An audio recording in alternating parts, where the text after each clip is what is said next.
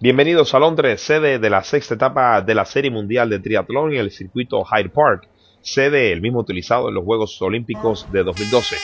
Los hombres esta vez compiten en la distancia sprint, 750 metros de natación, utilizando trajes de neopreno, y desde bien temprano Richard Varga de Eslovaquia y el sudafricano Henry Schoeman toman la punta de la natación.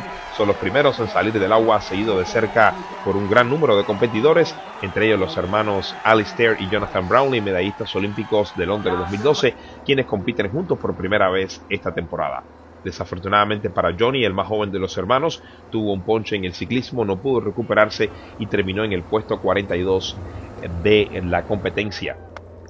Así se forma un grupo de 18 hombres en la punta de los 20 kilómetros de la bicicleta que pueden trabajar juntos para tomar una ventaja apreciable sobre el grupo persecutor, que incluye entre otros a dos especialistas de la distancia sprint, el español Mario Mola y el sudafricano Richard Mary, que tratan de descontar posiciones. De esta manera la escena queda lista. Estos 18 hombres entran juntos a la zona de transición para dar paso a la última prueba de la competencia, 5 kilómetros de carrera. Y aquí Alistair Brownlee, que busca su segunda victoria de la temporada tras imponerse antes en la ciudad del Cabo, en Sudáfrica. Delante de su público, Alistair Brownlee sin mayores dificultades, como lo hizo en los Juegos Olímpicos de Londres, buscando su victoria número 19 en la historia de las series mundiales de triatlón.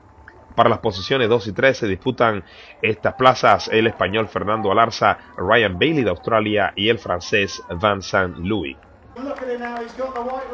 Y sin mayores dificultades, Alistair Brownlee feliz delante de su público, conquistando la victoria número 2 de la presente temporada, número 19 en su historial de las series mundiales de triatlón, y con ello sube a la posición número 5 de la clasificación de la serie.